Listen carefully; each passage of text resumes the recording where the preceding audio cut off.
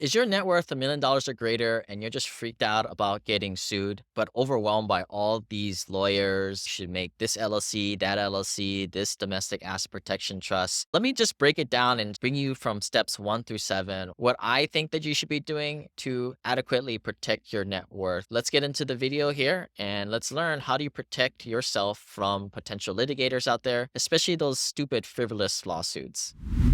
If you're in the medical field, you know it's a matter of life and death, and being the direct practitioner puts you and your family's wealth on the line for lawsuits, even the frivolous ones. And let's face it, we live in a very litigious country here in the United States. Now, whether it's malpractice suits or random litigation tied to other ventures, your wealth is constantly on the line. Lawyers know that doctors are high earners, and they often make easy targets in court. Now, I get it, asset protection is one of those unsexy yet absolutely essential pillars in your financial strategy. Like taxes, it's not just what you make, but what you keep at the end of the day. If you're under $1 million, $2 million net worth, you may not have enough money to even worry about. But certainly when you become an accredited investor, like many of folks in our community, you get above that $1 million threshold, you start to ask yourself, I have something to lose here. Certainly that's where I was. When I was in my 20s and I owned rental properties, I didn't put them in LLCs and do all of that asset protection stuff we're going to talk about here. But back then I didn't really have much to lose and therefore wasn't a big target to get sued at that point. Now what we do know is the US legal system is not fair nor really consistent, and it's rarely about having your day in court to go in there and argue your case. In reality, majority of the time, 90% or more of cases are just reaching a calculated settlement amount. So if you can do some of these strategies, you can simply mathematically dwindle down these settlement amounts. One of the big things here is just lowering yourself to a point where you're just not a big target, less of a legal sitting duck. And we're going to be taking this sequentially. Now, asset protection doesn't mean that you're going to hide your money in offshore accounts like foreign criminals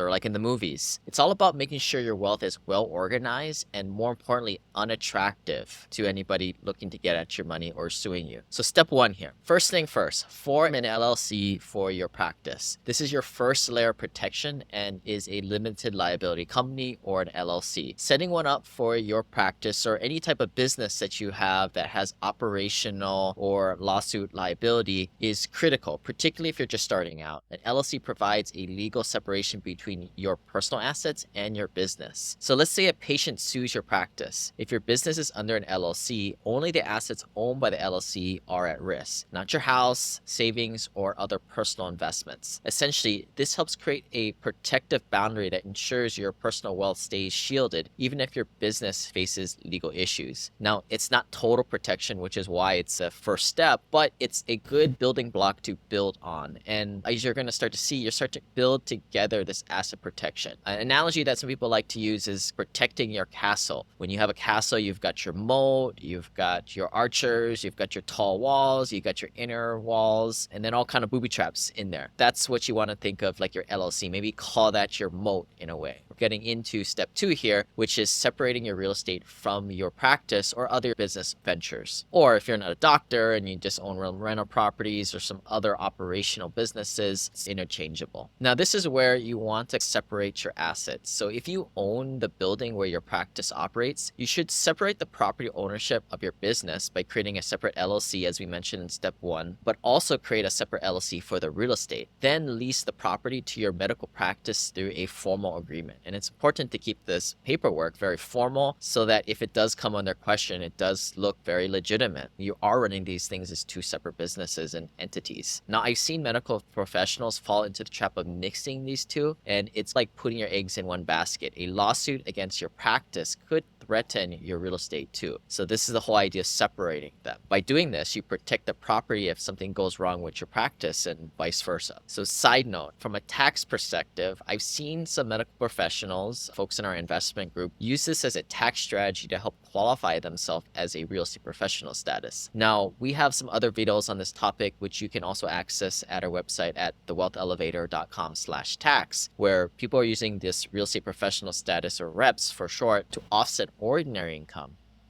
Part of this, and we're not going to get into the details, they're now using this property management that they created through this entity that owns the real estate for their practice and allocating hours on their behalf. So maybe they might have their spouse operate this property management, take the rent checks from the medical business, and use that to qualify them to get great tax savings on the personal side. But moving on, so step 3, establish a holding company. Now, this is a little bit different than your individual LLC on your business. When you start to accumulate wealth outside your practice, say in stocks, bonds, or real estate syndications, it's all about setting up primary holding company. So this holding company can be your safer investments, such as stocks, LP holdings and syndications, even raw land is pretty safe. Riskier assets like operational businesses, your medical practice, and even rental properties, especially those with tenants, remain well within other individual LLCs. If you think about it in a diagram form, at top you have the parent holding company, and like I said, it may directly own these safer assets that you don't really have much legal liability or risk, but it has a dotted line owning other businesses that are a little bit more risky, such as your medical practice, as I mentioned earlier. Now, it's important to categorize these assets into risky and safe buckets. Again, risky assets are those such as real estate with tenants, businesses, or vehicles. This is exactly why we like the LP holding in syndications. This is part of my journey. I had 11 rental properties, and then I started to meet a lot of these accredited investors, started to learn a lot of these tactics that I talk about on this channel. I realized that when you get above $1 million, $2 million, you start to really worry about getting sued. Frivolous lawsuits. It's crazy what people do these days. Like I said, I just did things haphazardly prior to this because I didn't know any better, and my net worth was rather low back then. But as it started to grow and I met other high net worth accredited investors, I quickly caught on to the fact that I needed to get rid of my little rental properties, for example, or maybe you might want to get your business, your operational medical business, into a holding system where you're able to separate it from your more safe assets. And also, by the way, some people own vehicles within LLCs, and this would probably be more of a riskier asset as it does run around out there and potentially hit somebody and cause you a lot of liability that way. So to recap, you've got safe assets such as syndication, LP holdings. You've got more dangerous, risky assets. It's operational businesses, rental properties where you're direct in line to get sued for a slip, trip, and fall, which happens a lot out there. You want to house these in LLCs separately. On top of that, have that holding company on top to play the management as just another layer there. Now, step 4, respecting your entity organization structure. As we mentioned and set up this idea of you have this hold co up top, and then you have an LLC down here that might own your risky assets and another LLC that might own some of your safe assets, thus separating the two from each other or separating the safe assets from the risky assets. You've got this nice little org structure, and it can get rather complicated as you build upon step 4 and beyond. Part of this, where most people go wrong, is that they don't really uphold their organization structure, meaning that they might slip in terms of corporate filings, taxes, bank account commingling, and other items where you are treating each entity or business separately. Somebody is able to pierce the corporate veil. So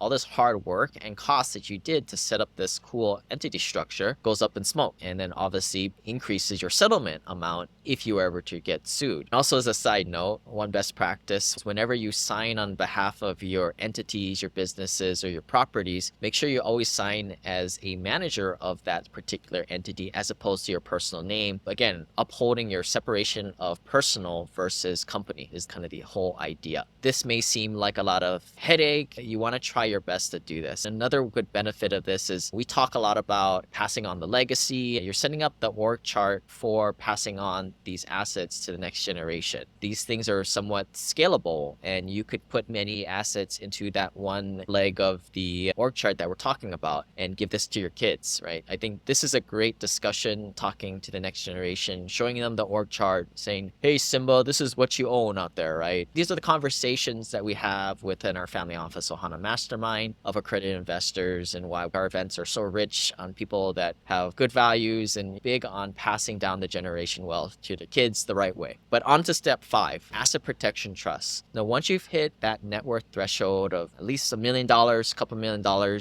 you might want to set up a domestic asset protection trust, or DAP for short. Think of this as more of that next level of LLC that you're going to set up that can offer even more protection. You can also take it a step further and turn these trusts structured in jurisdictions jurisdictions that specialize in asset protection. Some places like Wyoming, Nevada, for example, might have better asset protection laws. And this is when I think you really need to bring on that individual estate planning attorney. You can also now get a little bit more exotic and maybe go international. A very common place that people will set up these trusts is the Cook Islands. Obviously, they're a bit costly, and when your net worth gets to be a sizable amount, probably should be thinking about setting one of these things up. I've seen people get charged $20,000, $50,000 for something like this. If you're under $1 million, you're probably thinking that's crazy. If you think that's crazy, you probably don't have enough money to protect at that point, which is why, again, once your net worth goes over several $1,000,000, these are the types of things to really start to think about. This is something within our community, a lot of our investors start to get more involved in. It's obviously a lot of costs and a lot of headache too. And it's confusing, but this is the protection that really gets you that next level and makes a potential litigator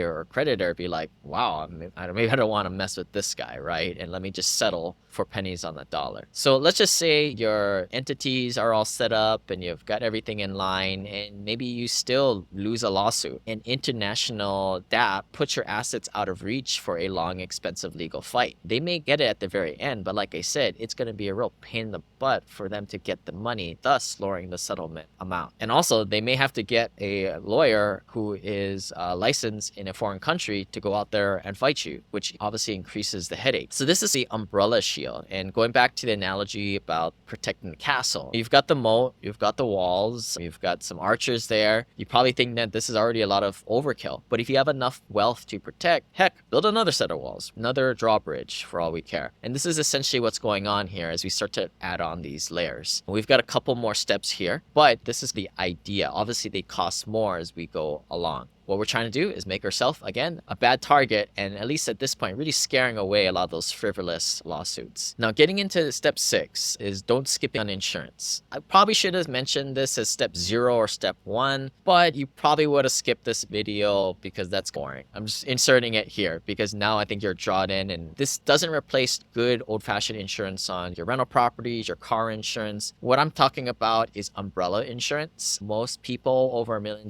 definitely need at least $1 million of umbrella insurance. Tack on there your malpractice insurance if you're a medical practitioner. Also, any other specific insurance that you need for your line of business. You want to use the insurance to cover the bulk of any lawsuit, while the LLCs, trusts, and all these other things protect the rest of your wealth. Again, I moved the steps around for a reason, but make sure you do this step first. A few $100s a year, $400 to $500 per year should buy you a pretty good 7-figure amount of umbrella insurance. It's not that expensive. Just go and buy it. Just a peace of mind. And that can also be good momentum for you to make these steps. One mistake I see a lot of investors working with us, they get a little bit of sticker shock with some of these costs and they don't know what to do. And unfortunately, they don't do anything and then they get hit by a lawsuit tomorrow. And that's what we don't want to happen. Start making these conscious efforts, get the umbrella insurance and start moving up. Here we get to step 7. Regularly review and adjust. Asset protection is not a one and done thing. Wealth will grow over time and asset protection strategies evolve too, right? There's always new case law coming out. There's always cool marketed terms out there. So be wary of that. A lot of legal promoters who aren't really attorneys selling these types of products. Other words that we hear is like dynasty trusts, have your cake and eat it too trusts. A lot of these things are the same for irrevocable trusts out there, but have become sort of intellectual property or IP. They're the same picture. No different than a software package. A lot of these things are sold in this nature from legal promoters. That makes things confusing for people, and people often end up paying up a lot of money for these kind of marketed type of financial products. So just be aware of that. That's why we say get more involved in a community like ours so you can get around the people who set these things up for themselves so you can get the lay of the land from your peers. Obviously, you want to combo this with a good estate trust attorney, which I always say the best one to get is through referral. Now, if you guys are ever looking for referral, please let us know, as we are not giving any tax legal advice. I'm not an estate attorney. I'm not a CPA. We have folks that people in our community have worked with in the past and had good success. If you guys need that, please reach out. But just to close out, asset protection is building a fortress around your wealth. Some people call this protecting your castle. As we said, keep building layer after layer. And if your net worth is still building, it may not be for you. In my book, I talk about the different floors of the wealth elevator. And in there is some guidance in terms of what you should be doing in particular for each floor of the wealth elevator and how do you apply these 7 steps. One last word of caution, these strategies can be construed as cheating the system, right? The purpose what I do is to help people who worked hard for their money. It makes me sick when people get sued frivolously for something that they didn't deserve. I definitely don't condone people doing things just to hide money, especially if there's criminal activity involved. And remember, anything that is a non-justified business move for the purpose of asset protection, especially done after the fact, after a lawsuit has been created, will be seen as a fraudulent conveyance. So that's a big F word right there. That will pretty much make everything you do null and void, as well as disadvantage you greatly in the eyes of the court system, as everybody knows what kind of games you're playing. The important thing is to set it up now before anything happens. Join our community at thewealthelevator.com. And if you need a referral to a good CPA or lawyer to help you out with these types of things, please reach out, team at thewealthelevator.com, and we'll see you guys next time.